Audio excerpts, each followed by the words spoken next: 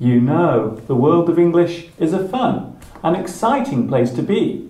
I'm so glad you could join me for another lesson.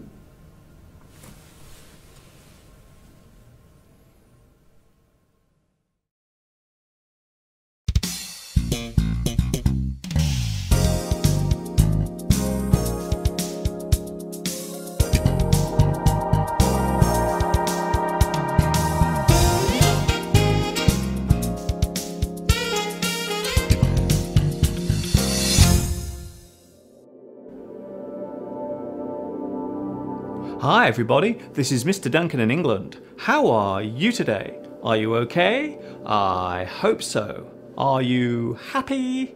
I hope so. In today's lesson, I'm going to talk about a group of words which for many students can cause quite a lot of confusion. Yet they need not, as they exist in almost all forms of written and spoken language. In fact, I'm using them right now as I speak to you. In today's lesson, we are going to take a look at prepositions.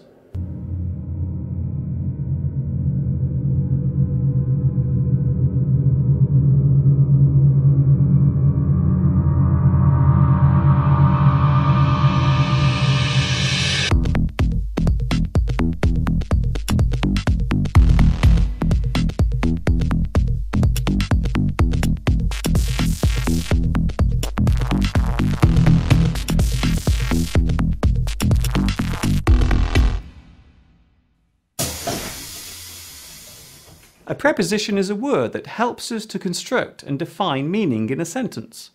Prepositions are like the glue of a sentence. They formulate the relationship between certain words. They articulate. They help us define what we want to say. They help us to join words with meaning together. They are purely functional words, sometimes having no apparent definition. Yet without them we would find it very hard to make ourselves understood. Prepositions usually come before nouns. However, they don't always follow or come after nouns. In English grammar, a determiner, such as the, can be placed between a preposition and a noun.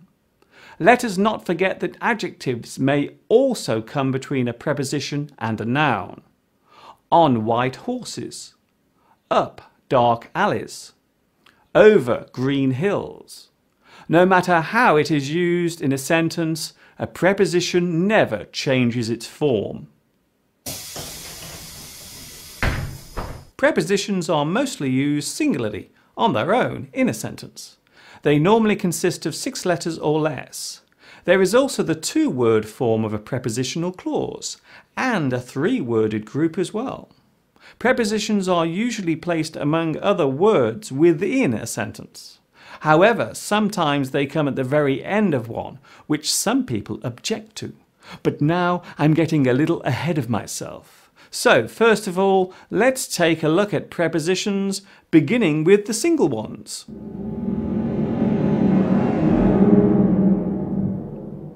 Aboard, about, above, absent, across, after, against, along, alongside, amid, amidst, among, amongst, an, around, as, aside, astride, at, atop, barring, before, behind, below, beneath, beside, besides, between, beyond, but, by, concerning, despite, down, during, except, excluding, failing, following, for, from, given, in, including, inside, into, like, minus, near, next, of, off, on, onto, opposite, out, outside, over, pace, past, plus, regarding, round, sans, save, since, than, through, throughout, till, times, to, toward, towards, under, underneath, unlike, until, up, upon, versus, via, with, within, without, worth.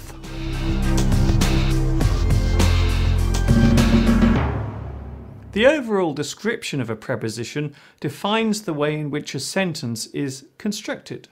The general term for this is adposition. This type of word defines other formations, such as a postposition, which formulates the sentence after the noun. Postpositions exist in other languages, such as Japanese and Turkish. There is also the circumposition, where two defining parts appear on both sides of the dependent noun. Generally speaking, prepositions are the ones most commonly used, especially in English. Having said that, there are postpositions in English such as ago, apart, aside, away, hence, on, and through. 10 years ago. This apart. Such matters aside. 10 light years away. 5 years hence. 2 weeks on. The whole night through.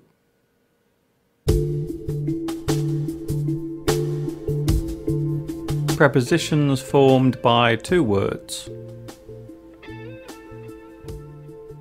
According to, ahead of, apart from, as for, as of, as per, as regards, aside from, because of, close to, due to, except for, far from, into, inside of, instead of, left of, near to, next to, onto, out from, out of, outside of, owing to, prior to, pursuant to, regardless of, right of, subsequent to, thanks to, that of, whereas.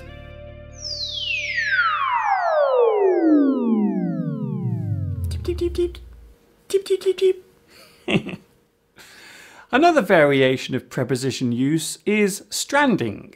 This is when a preposition occurs where it normally would not, yet still expresses a meaning. A good example is the sentence, "Who did you give it to?" This works because it is an interrogative sentence. The word who appears at the beginning of the sentence, so to can end the sentence as it clearly refers to who. This form of sentence is most commonly found in English.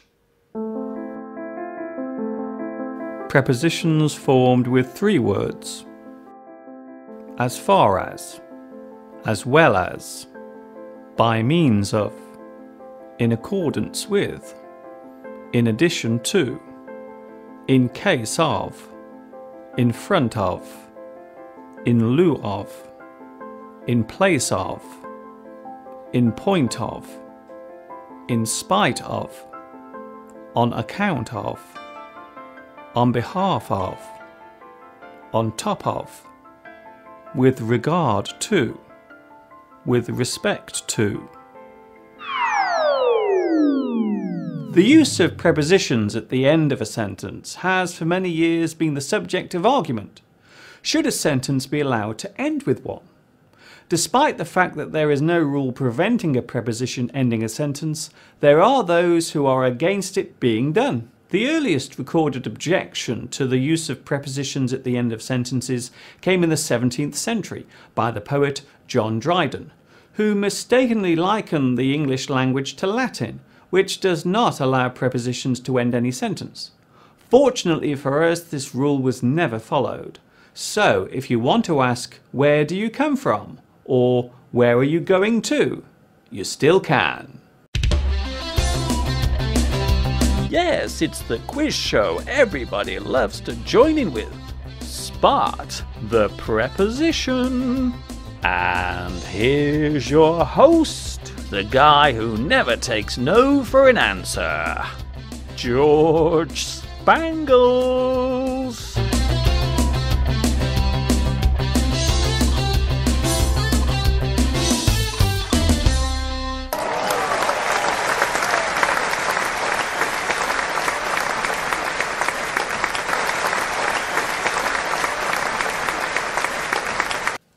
Hi, how doody tip-top-booty to you? Oh, it's great to be here again. Shall I do my catchphrase? Shall I do my catchphrase? It's nice not being dead. Not being dead, it's... Okay, it's great to be here with another edition of Spot the Preposition, where you, the viewer, has to spot the hidden prepositions within sentences. If you guess right, you will win this amazing star prize, which this week is this beautiful stainless steel dining set consisting of a fork and spoon. So, are you ready to play? It's time for our first Spot the Preposition. Here is today's first sentence. Can you spot the preposition? The cat sat behind the sofa. The cat sat behind the sofa. Can you spot it? Quickly, quickly, quickly. Can you spot the preposition? It's hidden in there somewhere. Quickly, chop, chop. Ding! Time's up. The correct answer is behind. So, did you get it right? No? Ah, that's too bad. Maybe you'll have more luck with the next one. They all stood at the bus stop. They all stood at the bus stop. Can you spot the preposition? It's hidden in there somewhere. Ding! Time's up. The correct answer is at. Did you get it right? Were you correct? If so, well done. And now, here comes our next Spot the Preposition. I can tell you feel angry from the look on your face. I can tell you feel angry from the look on your face. Quickly, quickly, the clock is ticking. Tick-tock, tick-tock, tick-tock, tick-tock, tick-tock, tick-tock, tick-tock, tick-tock, tick-tock, tick-tock, tick-tock. I can tell you feel angry from the look on your face. Here comes the answer. The correct answers are from, on. Did you get it right? I hope you did. Here comes our next Spot the Preposition. I learn English throughout the day. I learn English throughout the day. Here's the answer. The correct answer is throughout. So, how well did you do? Did you get it right? Spot the preposition.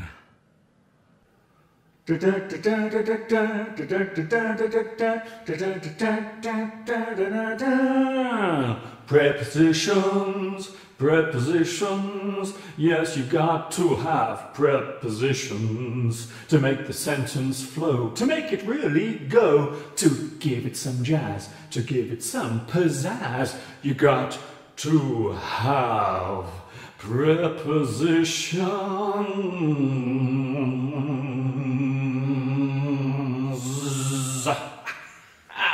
Yeah. Thank you very much.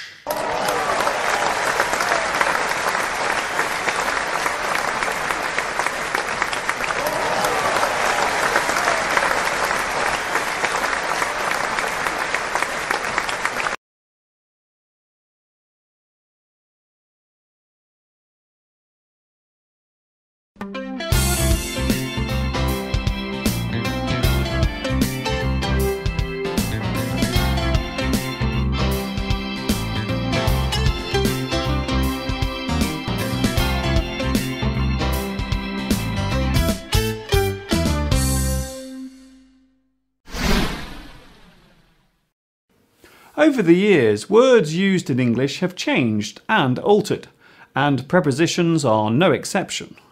A few of them have become obsolete during the last century. A couple of good examples being unto and twixt. The preposition clause allows sentences to be formed. They allow nouns to be used in an expressive way.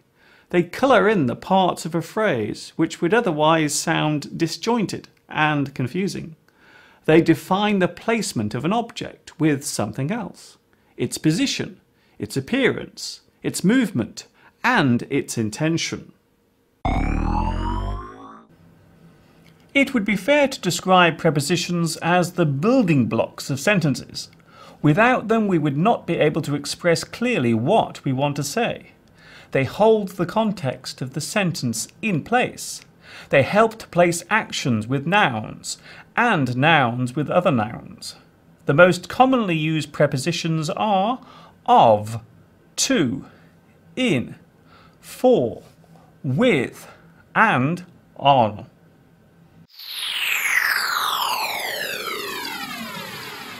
I hope you have enjoyed today's lesson and that you have found it helpful.